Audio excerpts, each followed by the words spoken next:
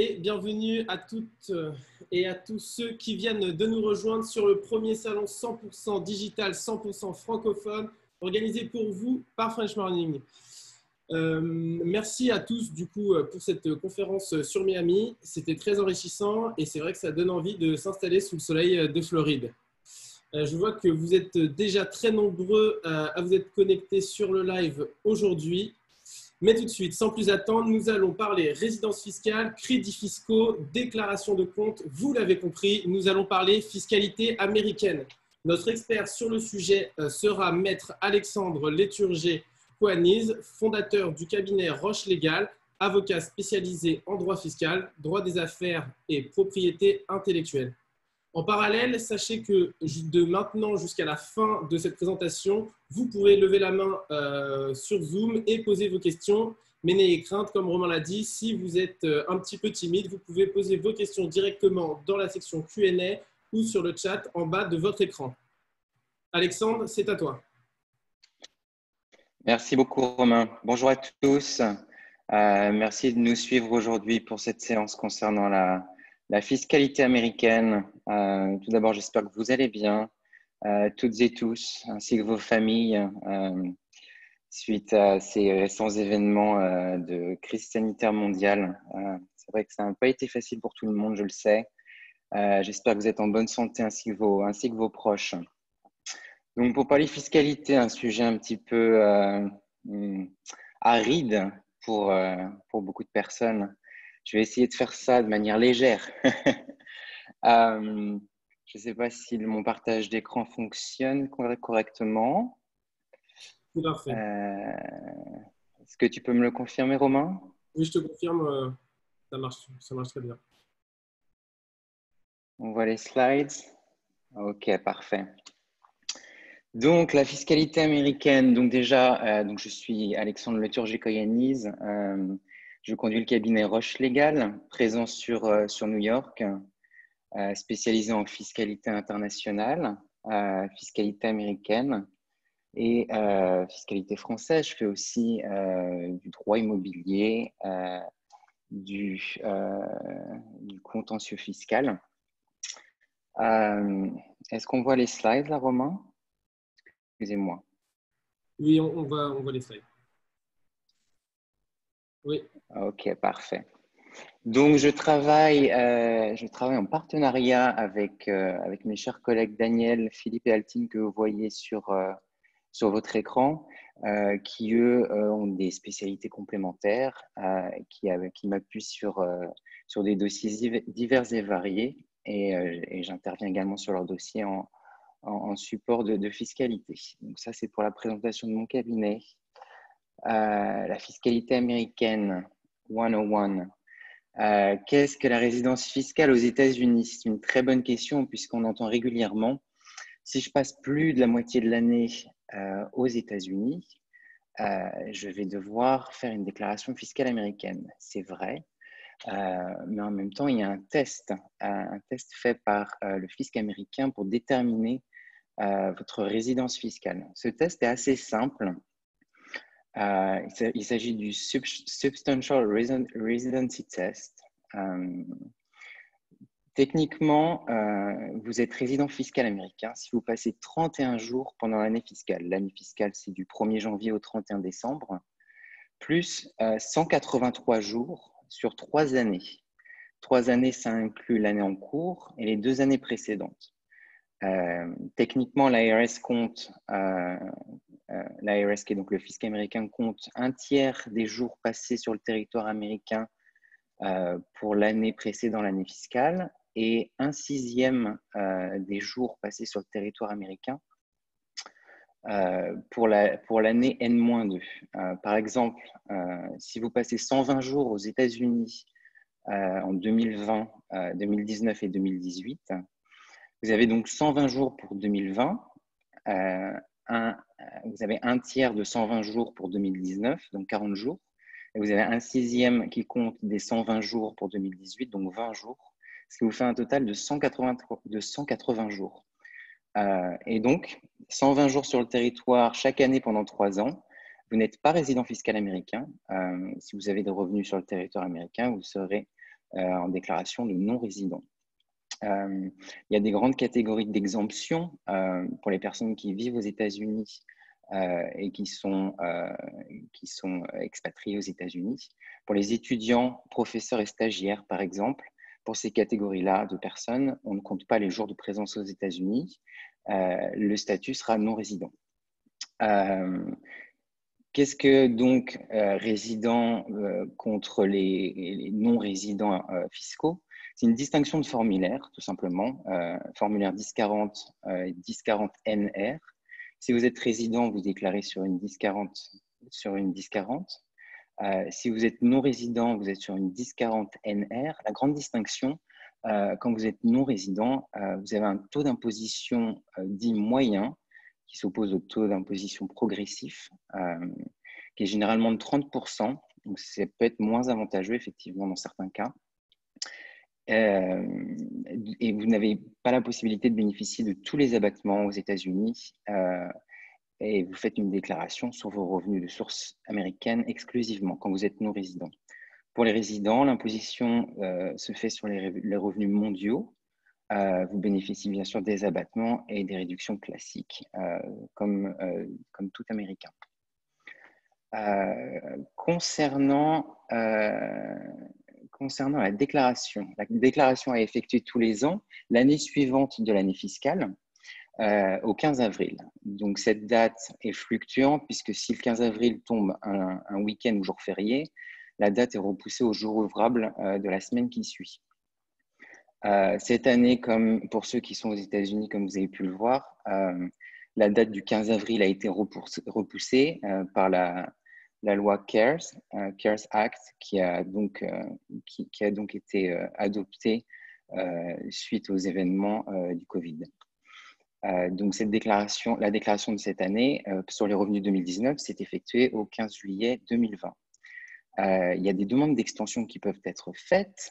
Si vous n'êtes pas en mesure de rencontrer la date butoir de déclaration, qui s'appelle une demande d'extension, que vous faites auprès de l'IRS, qui est une demande, vous obtenez une extension de 6 mois.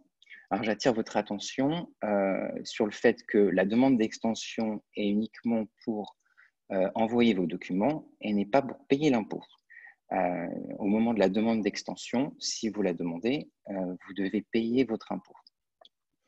Cas contraire, vous risquez des intérêts et des pénalités de retard. Qu'est-ce que ensuite un SSN? SSN, c'est un numéro de sécurité sociale. Ça correspond au numéro de sécu français, typiquement, qui est un petit peu plus, un petit peu plus utilisé en France, aux États-Unis qu'en France. En France, c'est plus pour l'assurance maladie.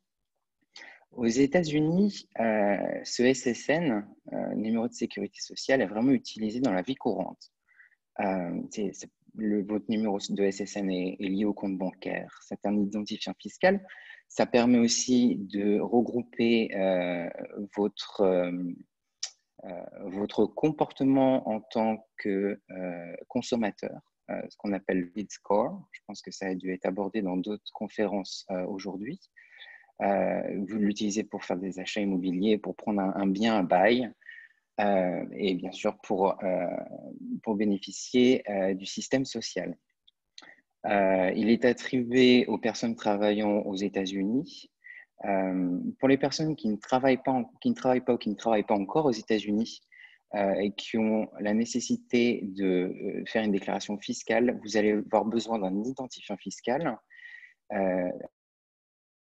un autre numéro que le SSN vous est attribué par l'IRS qui s'appelle le ITIN, ITIN, qui est un petit peu différent et qui est majoritairement utilisé pour les impôts. C'est une demande qui se fait par un formulaire spécifique qui s'appelle le W7.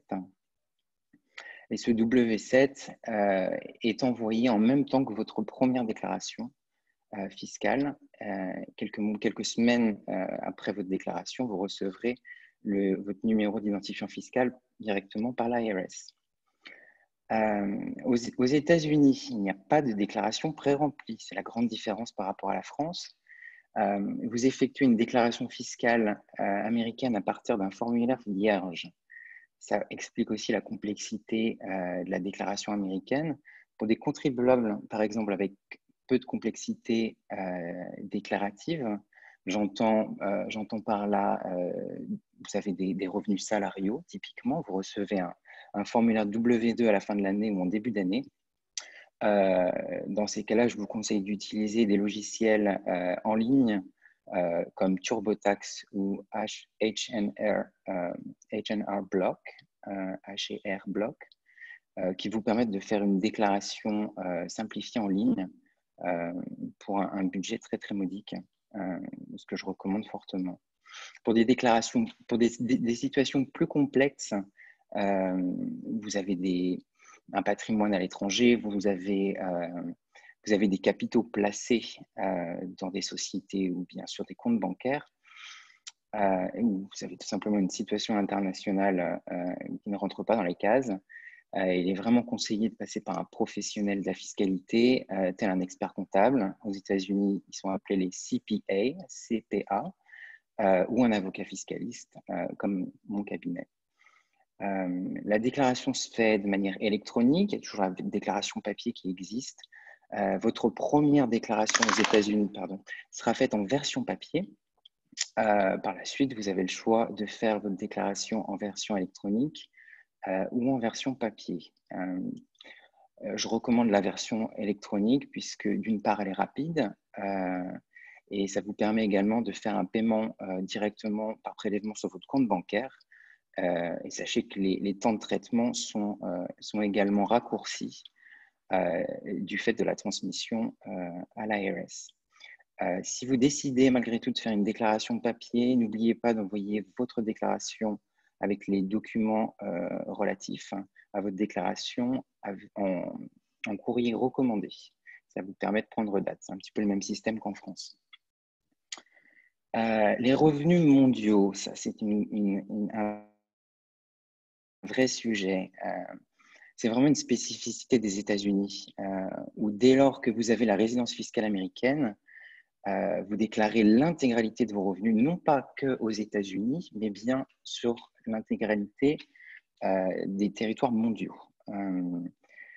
L'impôt est calculé sur ces revenus mondiaux aux États-Unis, ce qui peut aboutir à des taux et des montants d'imposition assez conséquents.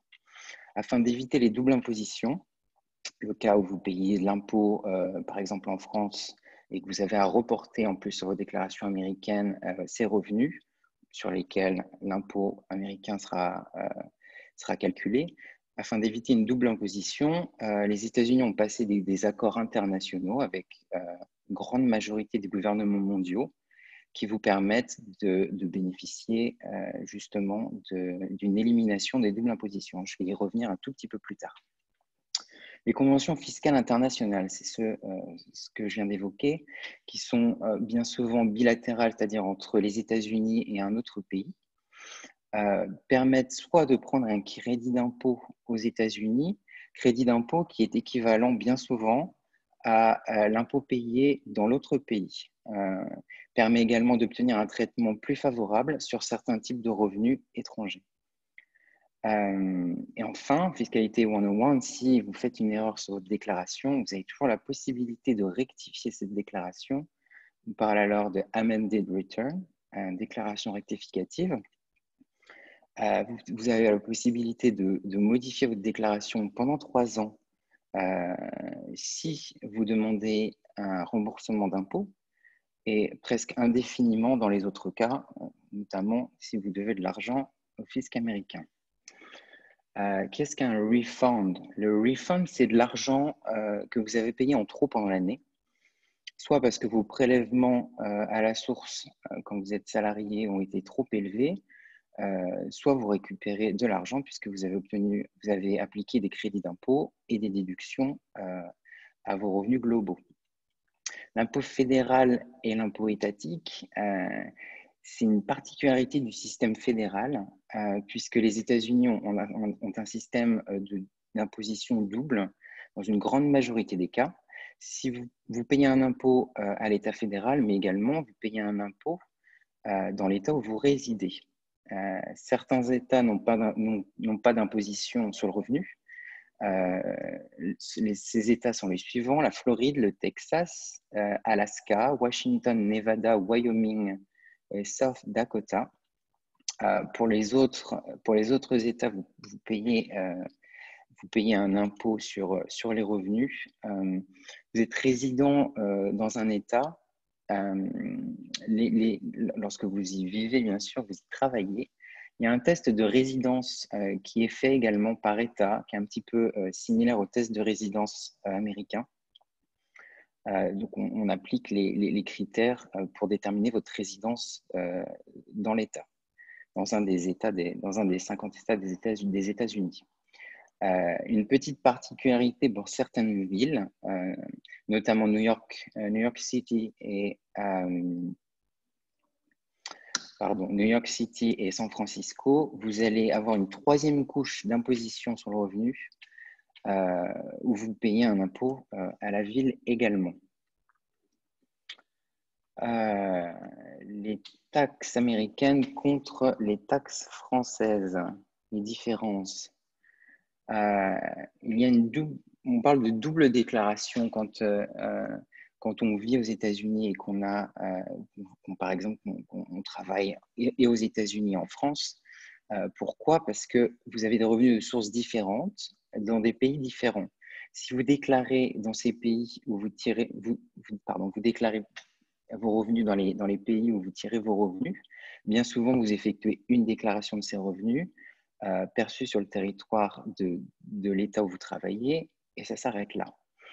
Puisqu'aux États-Unis, nous avons un impôt mondial, vous devez, en plus de votre déclaration américaine, reporter vos revenus provenant d'autres pays et, le cas échéant, justifier de l'impôt payé dans ces autres pays afin de prétendre à un crédit d'impôt américain.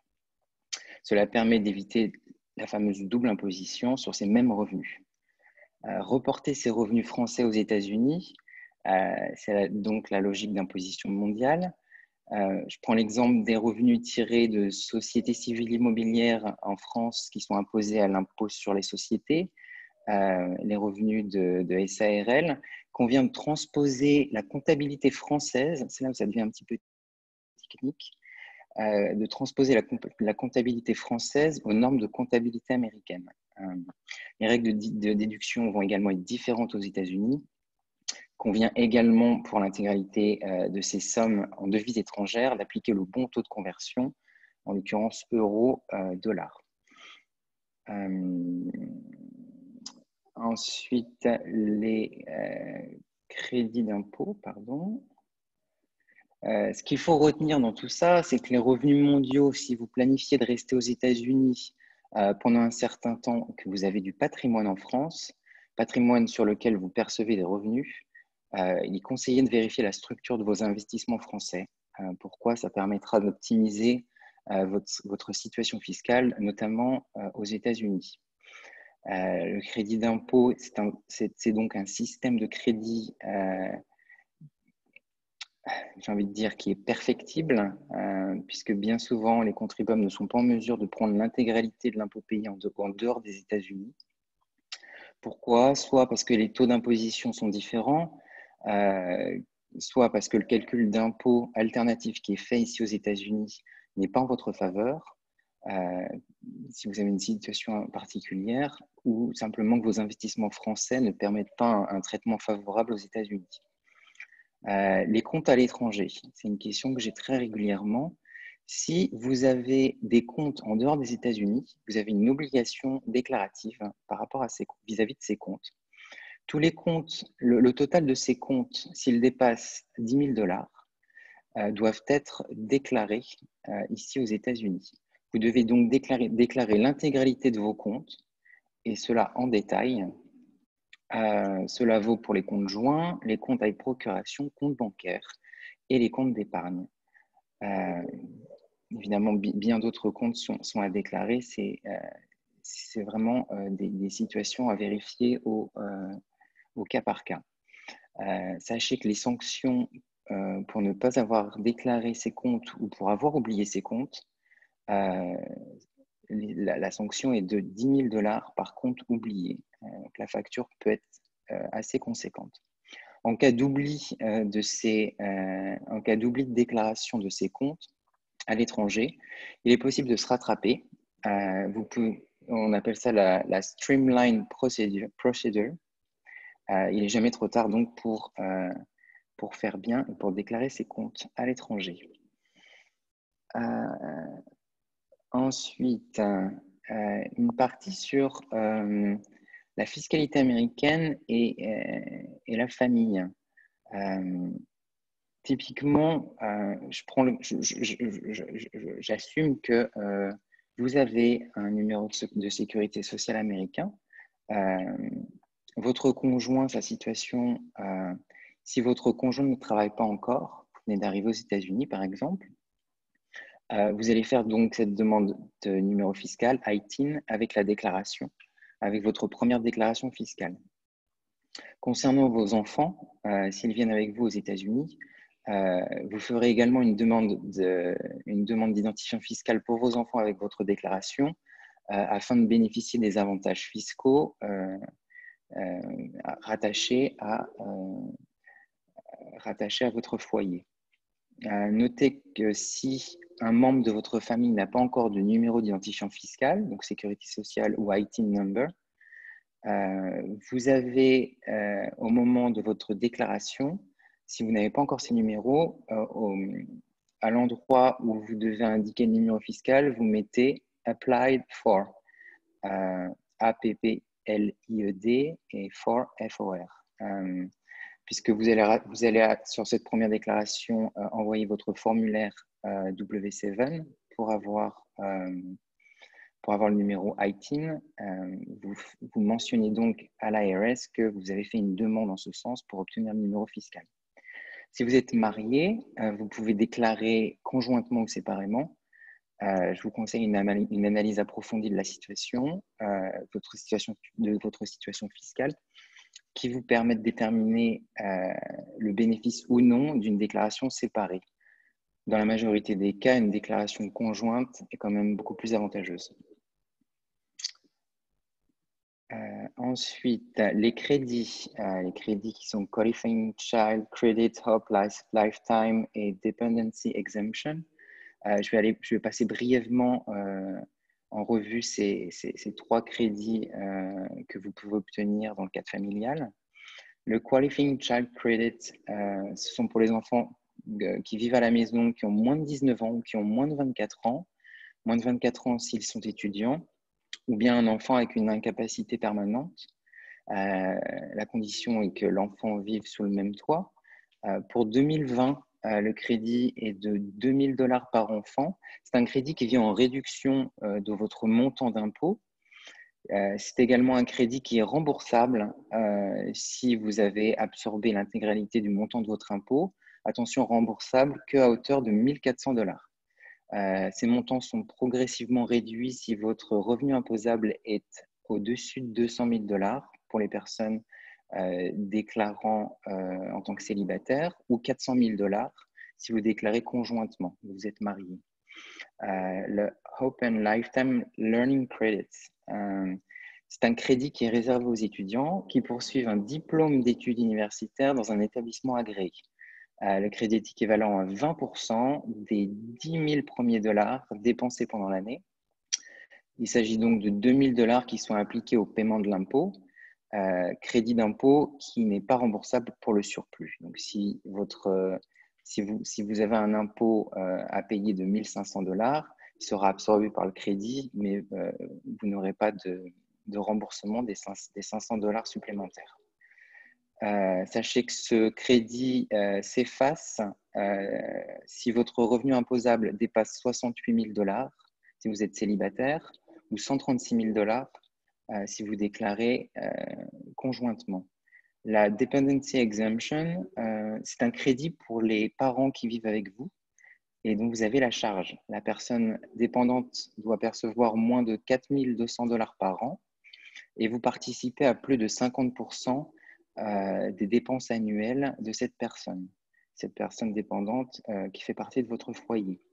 Le crédit d'impôt est de $500 par personne dépendante et est appliqué au paiement de l'impôt. Encore une fois, c'est un crédit qui n'est pas remboursable pour le surplus. Hop, pardon. Voilà, les déductions et crédits, toujours un sujet très intéressant pour optimiser la facture fiscale à la fin de l'année. Le schedule A, qui concerne donc les déductions que vous prenez sur l'année. Vous avez deux possibilités de prendre soit une standard deduction qui pour 2020 est de 12 400 $ quand vous êtes célibataire, ou de 24 800 $ quand vous faites une déclaration conjointe avec votre époux. C'est une déduction qui s'applique sur le total des revenus, du revenu taxable, cela avant impôt. La deuxième possibilité, c'est de prendre une itemized deduction. C'est là où on va parler un petit peu plus du schedule A, qui se trouve dans la déclaration de revenus 1040 ou 1040 NR. L'itemized deduction va s'appliquer si le total de vos dépenses annuelles et déductibles dépasse le montant de la standard deduction, donc 12 400 ou 24 800 $. Dans cette catégorie de déduction, on va inclure les dépenses médicales non couvertes par votre assurance maladie ou non remboursées, les intérêts des prêts immobiliers, les impôts locaux, les donations faites aux bonnes œuvres et bien d'autres. Sachez que les différentes catégories de déduction sont nombreuses.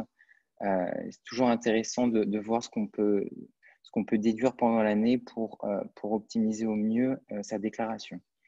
Les déductions doivent être documentées et déboursées pendant l'année fiscale, toujours entre le 1er janvier et 31 décembre de l'année en cours. Les déboursements de ces sommes sont personnels et doivent apparaître sur vos relevés bancaires. Si vous effectuez des paiements déductibles en argent liquide, je vous conseille fortement de garder des reçus sur lesquels vous allez avoir vos noms et prénoms, avec, si possible, une adresse ou toute autre information permettant de vous identifier. Pourquoi? Puisque lorsque vous faites votre déclaration, l'IRS va vous croire sur le montant des déductions prises. Toutefois, les cas d'audits fiscaux sont réguliers et dans ce cas, l'IRS vous demandera de rendre des comptes et de montrer vos reçus concernant ces dépenses. C'est très important de bien documenter et de garder tous vos reçus pour les dépenses que vous prenez pendant l'année. Les crédits, deux majoritairement que je vais aborder ici, le Earned Income Tax Credit et le Foreign Tax Credit. Le Earned Income Tax Credit, c'est un crédit d'impôt qui permet de pallier à une perte de revenus comparée à l'année précédente. Je pense que malheureusement, c'est d'actualité cette année pour beaucoup de gens. Les conditions, c'est que vous percevez des revenus de source américaine. Et si vous avez des revenus de placement financier, ces revenus doivent être inférieurs à 3 600 $. Et également, vos revenus annuels sont inférieurs à 55 952 $ si vous faites une déclaration conjointe ou 50 162 $ si vous faites une déclaration en tant que célibataire. Le crédit n'est pas ouvert aux personnes mariées déclarant séparément. C'est important de noter.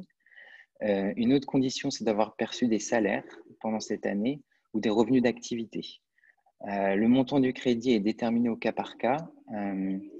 Sachez que les montants maximums sont de 6 660 $ si vous avez 3 enfants, 5 900 $ si vous avez 2 enfants, 3 500 $ avec un enfant. Sans enfant, le crédit est de 538 $. C'est un crédit qui s'applique sur le montant d'impôt et le reste du crédit non utilisé vous est remboursé. Le Foreign Tax Credit, on va parler du formulaire 1116. C'est un formulaire que vous allez rattacher à votre déclaration fiscale. C'est lorsque vous payez des impôts, de l'impôt étranger en dehors des États-Unis, que vous déclarez également aux États-Unis en tant que résident fiscal. Puisque vous déclarez donc ces mêmes revenus aux États-Unis, vous avez le droit de déduire tout ou partie de l'impôt payé à l'étranger du montant d'impôt dû aux US. Le crédit fonctionne par catégorie de revenus et ce crédit ne peut pas dépasser le montant d'impôt théorique calculé aux États-Unis sur ces mêmes catégories de revenus. Bien souvent, je conseille fortement, vous pouvez le faire vous-même, si vous avez à prendre un crédit d'impôt à l'étranger, un crédit d'impôt étranger, je vous conseille l'assistance d'un professionnel fiscaliste afin de vous orienter au mieux sur ce formulaire. Ensuite, les taxes additionnelles, ça c'est souvent une surprise pour la majorité de mes clients. On pense qu'aux États-Unis, on a simplement à calculer l'impôt en appliquant le barème, mais ce n'est pas tout. Il y a des taxes qui viennent s'ajouter en fonction des situations particulières. Le Medicare Tax, ce sont pour les personnes qui ont un salaire, un revenu global supérieur à 200 000 $ annuel. Dans ces cas-là, une taxe additionnelle s'ajoute qui est de 0,9%, qui s'ajoute sur le montant, sur votre montant d'impôt dû. Le montant maximal de cette Medicare tax est fixé à 8 537 $ pour 2020. Donc, si votre employeur, par exemple, verse des cotisations au-delà des 8 537 $, le surplus vous sera remboursé. Ça peut être aussi une belle surprise en fin d'année. Le Net Investment Income Tax, il s'agit d'une taxe additionnelle sur les revenus tirés d'activités passives. La taxe est de 3,8% sur tous les revenus passifs lorsque votre revenu taxable global est supérieur à 250 000 $ pour les couples mariés qui déclarent conjointement ou 125 000 $ pour les personnes célibataires. Ça s'applique sur la Net Investment Income Tax s'applique sur les revenus tirés des intérêts, des dividendes, des plus-values et également des loyers que vous percevez de biens immobiliers.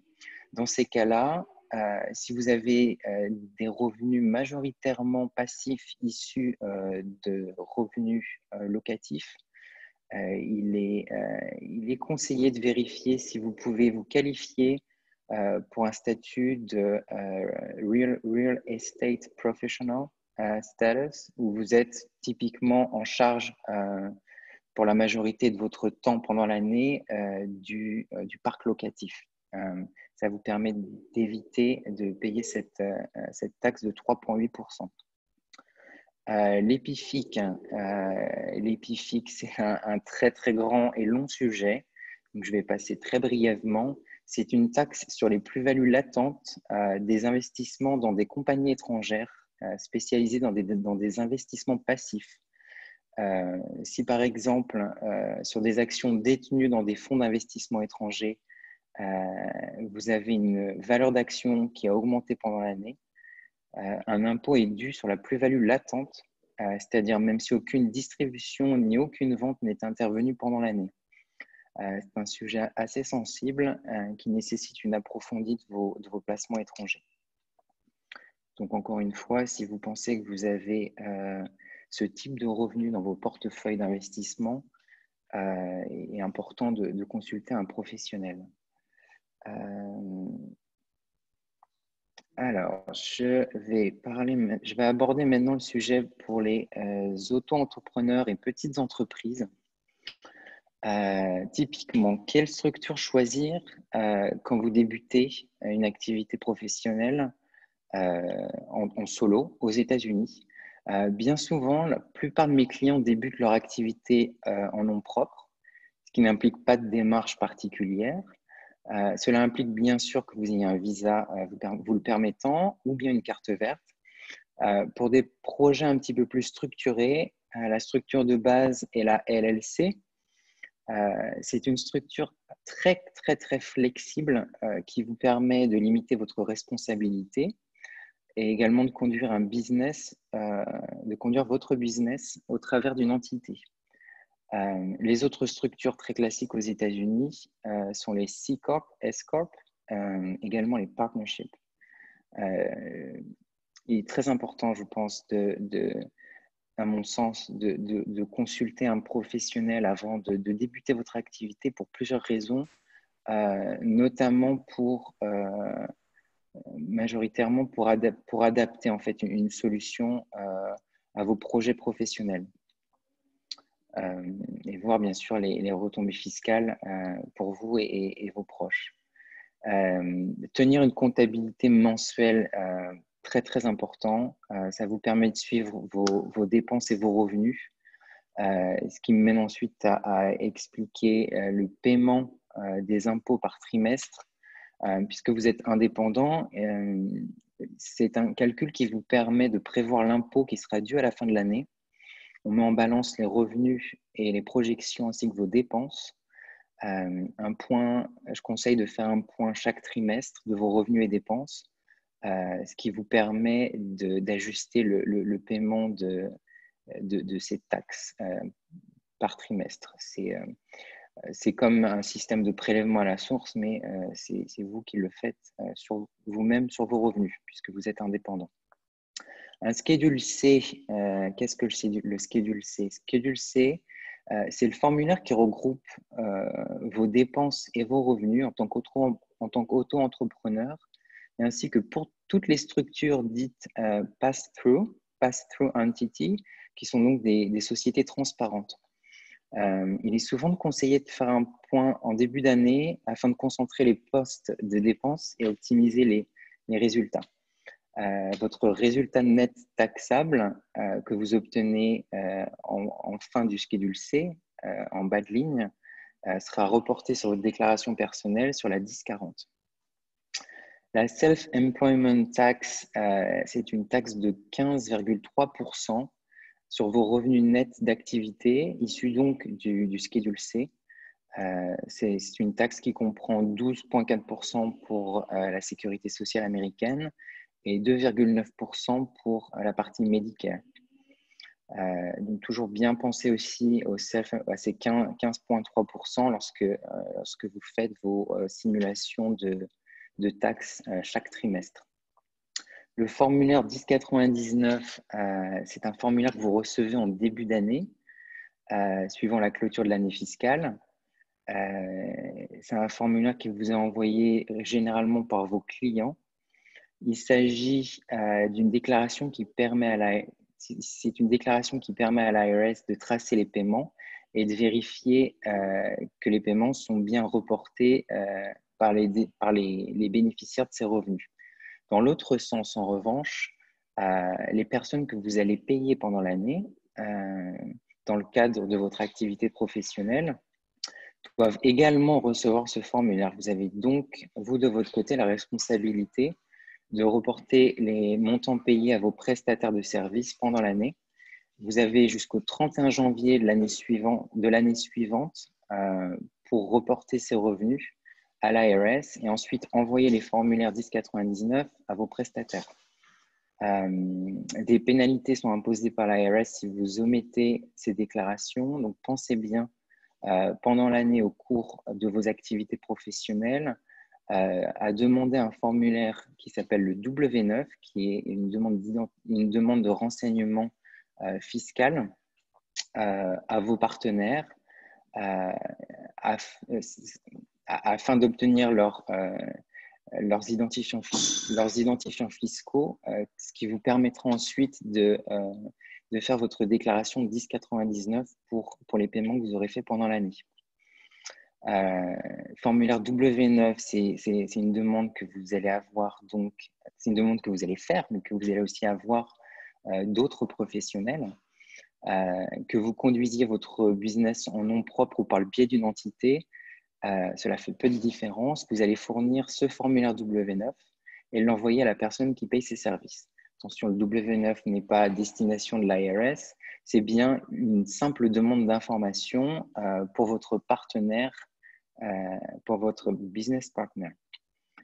l'équivalent de la TVA, qui est donc la sales tax aux États-Unis, en fonction des services ou des produits que vous allez vendre aux États-Unis, vous allez avoir la charge de collecter cette sales tax sur le territoire de l'État dans lequel vous vendez les produits ou vous rendez les services.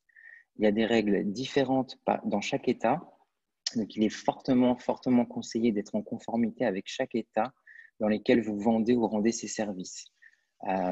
Prenez contact avec un conseil fiscal si vous avez des doutes. Le paiement de la sales tax se fait généralement tous les trimestres ou chaque mois. En complément, sachez qu'il existe une use tax, qui est une taxe sur l'utilisation d'un bien ou service dans votre état de résidence lorsque vous avez acquis un bien en dehors de l'état de résidence. Par exemple, vous êtes à New York, vous vivez à New York, vous avez acquis un bien en Californie. Il se peut que vous n'ayez pas payé de taxe en Californie, mais que la taxe soit due, que la sales tax soit due à New York. Donc, dans ce cas, vous devez payer la taxe vous-même, car le vendeur n'était pas à même de collecter cette sales tax pour le compte de l'État.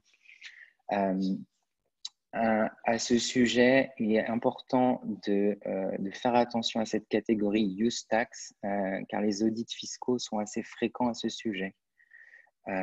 Et là, encore une fois, l'IRS peut remonter jusqu'à 3 ans et la facture peut être assez lourde. Et l'audit en lui-même est aussi assez complexe. Concernant les employés, si vous êtes employé, on va faire une différence entre le salaire brut et le salaire net. Le salaire brut est typiquement réduit des prélèvements d'impôts à la source et des cotisations salariales. C'est-à-dire que lorsque vous négociez un traitement annuel, un salaire annuel, bien souvent, il s'agit d'un salaire brut. Donc, vous allez effectivement recevoir un salaire net d'impôts. Vérifiez bien surtout le montant de vos retenues à la source. Quand vous allez commencer un emploi, en général, votre employeur vous fait circuler un formulaire qui s'appelle le formulaire W4. Formulaire W4 qui vous est demandé par votre employeur, qui lui permet de calculer le pourcentage de retenue à la source. Faites attention, s'il vous plaît, à ne pas sous-estimer votre quotient ou au contraire à ne pas avoir trop de prélèvements pendant l'année. Même si vous recevez un refund, en début d'année qui suit, c'est quand même de l'argent qui ne travaille pas puisque vous n'en disposerez pas pendant l'année. Si vous faites une sous-évaluation de ces retenues à la source, ça peut être également une mauvaise surprise. Vous pouvez également demander à votre employeur si votre statut change en cours d'année. Vous pouvez demander à ajuster votre taux de prélèvement pendant l'année.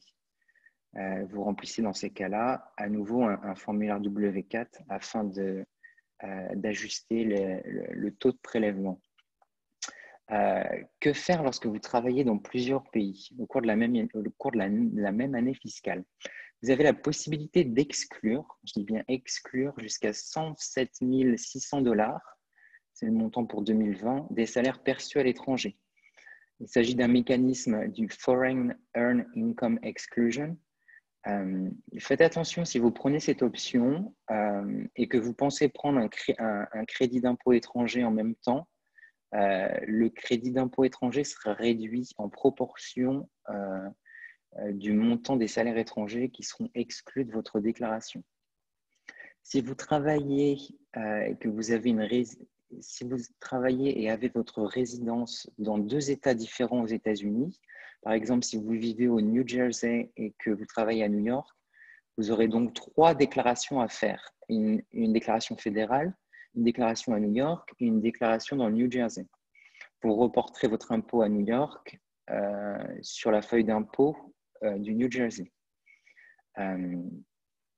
Sur les plans d'épargne retraite, je voulais simplement aborder rapidement les plans 401k, 401k, qui est une section du Code des impôts, et également une autre grande catégorie de plans de retraite qui est le IRA, qui vous permet de contribuer une partie de vos salaires avant impôt à ces comptes de retraite. Ça vous permet de planifier la fin de votre carrière.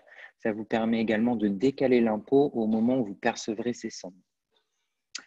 Les fringe benefits, je voulais en parler rapidement. C'est une petite particularité aux États-Unis.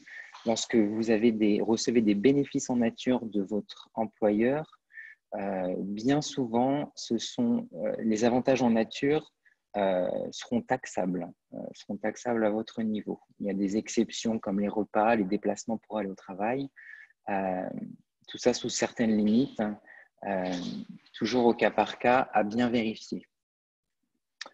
Les conséquences fiscales de la résidence américaine qui peuvent être intéressantes en termes de planification, puisque dès lors que vous devenez résident fiscaux américain, ça vous ouvre aussi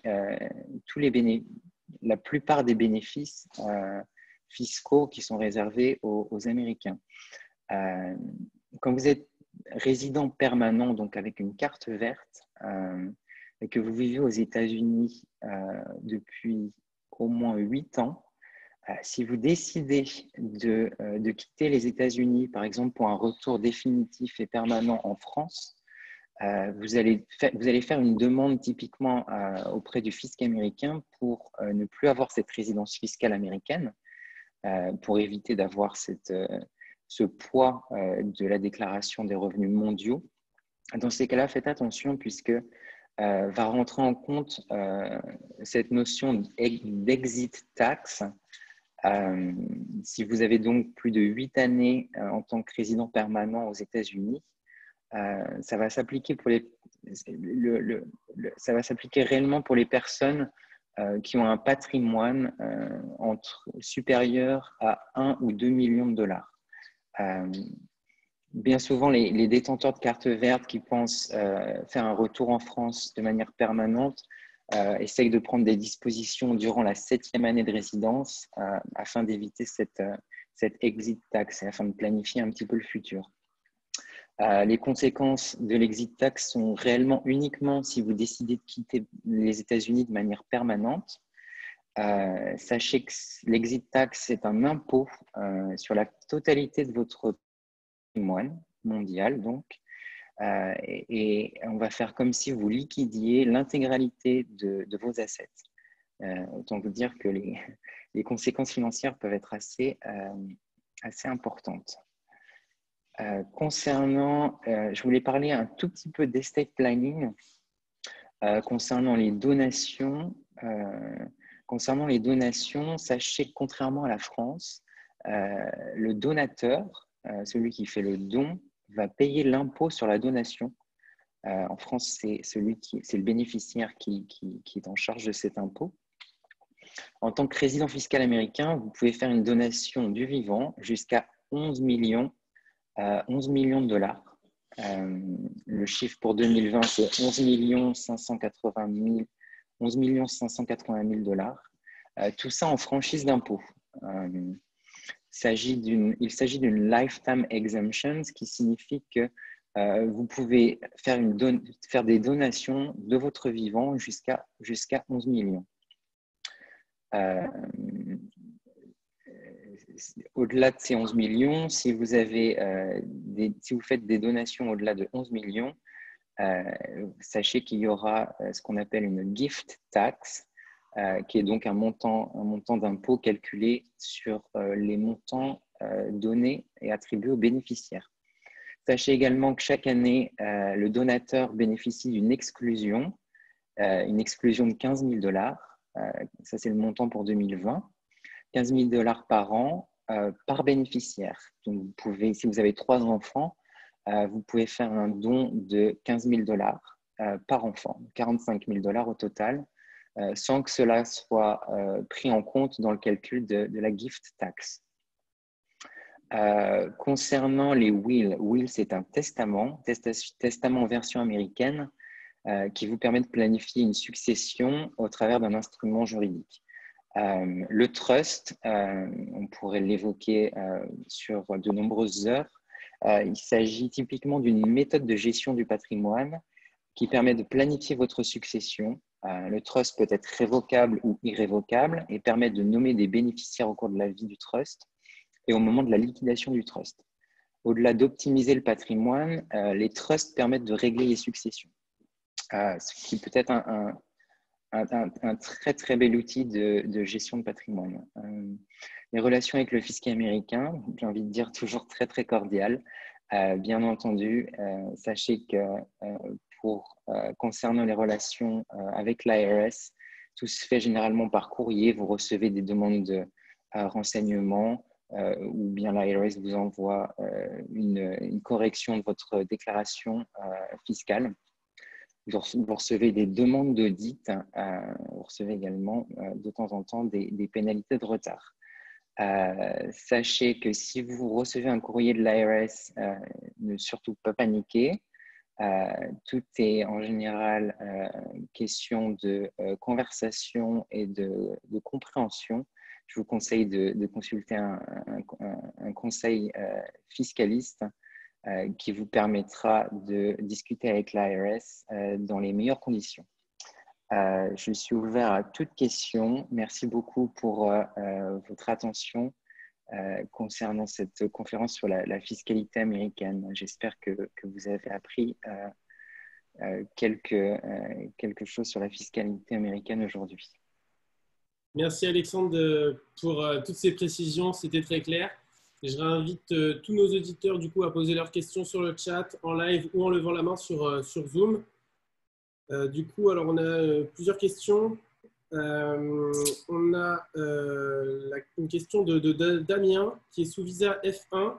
Il voulait savoir s'il devait faire une déclaration et si son profil fiscal commençait au moment où il avait un emploi. Alors, pardon, j'ai entendu la situation, c'est un visa F1. Oui. Et en fait, il voulait savoir s'il devait faire une déclaration. Et sa deuxième question, c'était si son profil fiscal commençait au moment où il commençait un emploi.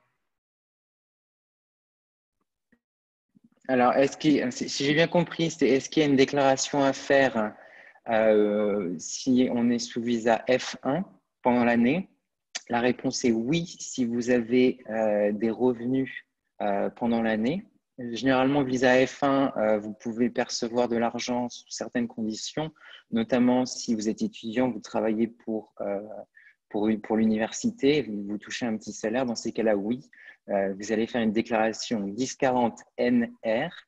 Vous allez bien préciser que vous êtes étudiant, donc non résident, ce qui vous permettra de déclarer les revenus et s'il y a eu des retenues à la source au niveau de votre employeur, de récupérer cet argent en fin d'année.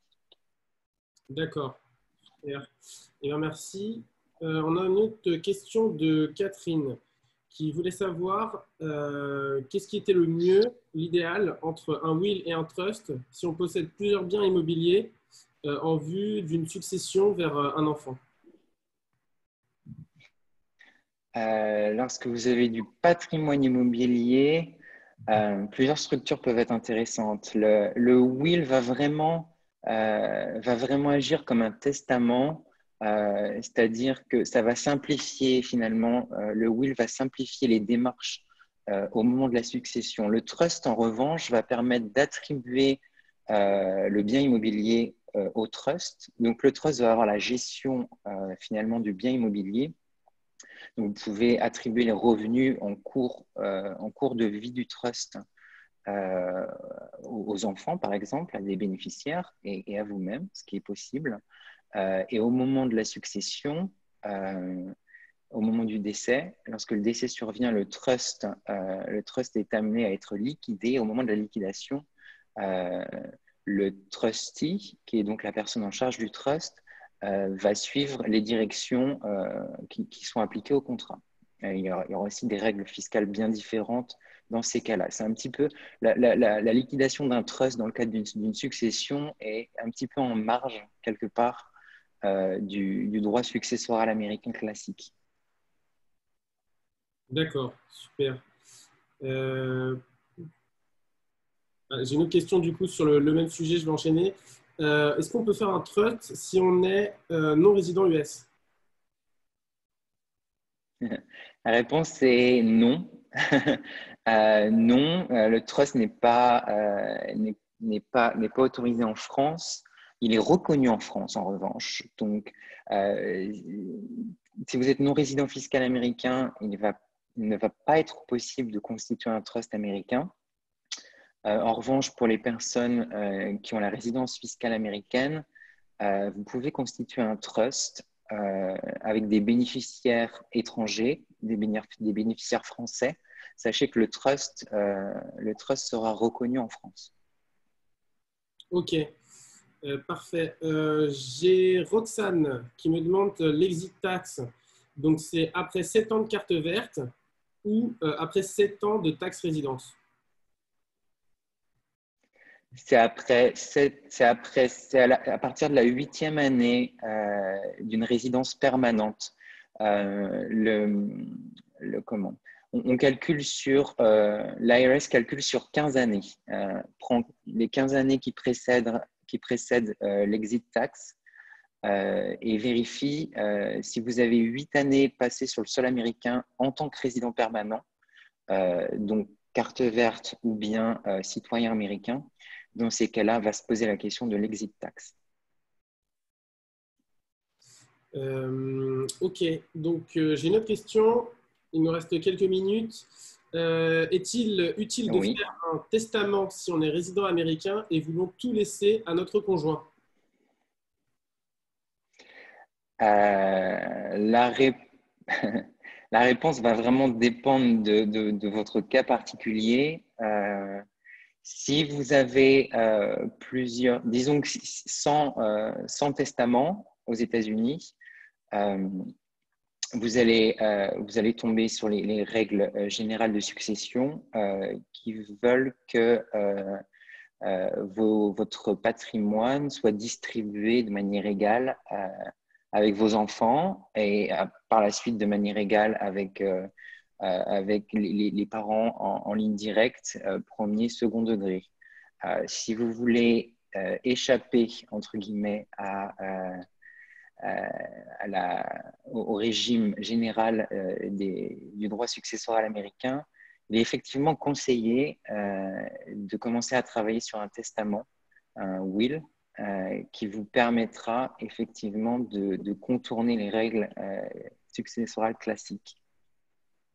D'accord, très bien. Donc, on a une question de Yves qui, par la même occasion, te félicite pour la présentation, sa clarté et que c'était très instructif. Alors, sa question, c'est il demande si on a des revenus immobiliers en France, doit-on déclarer à l'IRS la totalité des loyers perçus ou simplement le montant des revenus imposables? Alors, lorsqu'on a des revenus immobiliers en France, on va déclarer, c'est là où c'est intéressant, ça devient un peu compliqué, on déclare aux États-Unis les recettes françaises, en sachant qu'en fonction de la structure de votre investissement immobilier français, que ce soit une SCI en nom propre, que la SCI soit à l'IS ou à l'IR, ça va changer la manière dont vous allez reporter ce revenu ici aux États-Unis. Dans ces cas-là, il se peut que vous ayez également à reporter l'intégralité de vos dépenses et de vos revenus, tout en détail. Vous allez aussi pouvoir bénéficier d'un système d'amortisation du bien immobilier ici aux États-Unis, ce qui est un avantage. D'accord, super. On a une question donc, de Delphine. Donc, avant-dernière question. Elle nous dit qu'elle a obtenu un GC fin juillet de cette année et elle voulait savoir si elle résidait moins de 6 mois pour la première année aux US, est-ce qu'elle était imposée sur ses placements français? Alors, depuis combien de temps est-elle aux États-Unis, pardon? Alors, elle a dit donc elle a sa green card depuis fin juillet de cette année. Depuis fin juillet, Et elle a résidé moins de 6 mois. Oui, ouais, dès lors que vous avez une carte verte, que vous êtes résident permanent, la question du residency test en fait ne se pose plus puisque vous êtes de facto résident permanent. Résident permanent, donc résident fiscal. En fait, si vous avez une carte verte, que vous ne vivez pas aux États-Unis, que vous faites simplement des allers-retours aux États-Unis et vous avez cette carte verte, vous allez devoir, tant que vous avez cette carte verte en votre possession, vous allez devoir déclarer vos impôts aux États-Unis, vos revenus mondiaux. C'est très important, très, très important. D'accord. Du coup, dernière question en vitesse. Avec donc de Françoise, avec la double nationalité résidente aux US, si elle fait un don à quelqu'un en France, du coup, elle voulait savoir l'implication fiscale pour est-ce que la personne qui recevait le don était imposée ou c'était nous du coup? Si cette personne si vous avez la double nationalité, ou si vous avez simplement, si vous déclarez et en France et aux États-Unis, si aux États-Unis vous êtes résidente fiscale, oui, vous pouvez faire une donation à un bénéficiaire en France sous couvert du régime de gift tax ici aux États-Unis. Et l'administration fiscale française n'aura rien à redire puisque vous aurez les documents pour justifier de cette donation sous couvert du droit américain. D'accord, super. Ben, on a encore plein de questions, mais là, on va dépasser l'heure. Et je voulais savoir si tu pouvais me redonner Oui, c'est ce que je vois. la main en host. En fait, dans Panelist, si tu pouvais me re-setup en host. Bien sûr. Alors, comment je m'y prends? Alors, comment je m'y prends, Romain, pour te redonner la main? Et moi, à côté de mon nom. Oui, stop live stream. Non, il faut que tu me remettes en host. Tu cliques sur mon nom. Ah, d'accord. Ici, make host. Et voilà, merci Romain. Super. Du coup, bah, si vous avez d'autres questions, je vous invite donc à prendre contact directement avec Alexandre par mail ou alors vous pouvez utiliser votre smartphone en scannant le QR code qui s'affiche au milieu de votre écran. Il vous suffit de le scanner avec votre caméra comme au restaurant. Mais dépêchez-vous parce que la journée est bientôt terminée. Je crois qu'il n'y a plus beaucoup de disponibilité. Du coup, merci encore Alexandre et Roche Légal pour cette présentation claire, précise et concise. Du coup, Avec grand plaisir. c'est très instructif. Donc voilà, la conférence. Merci Romain. Et je te remercie à toi.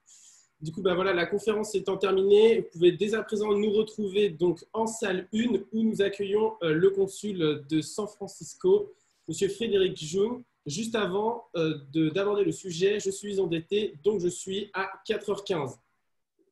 C'était Romain Perqui en direct du salon annuel de French Morning. Je vous remercie et à bientôt.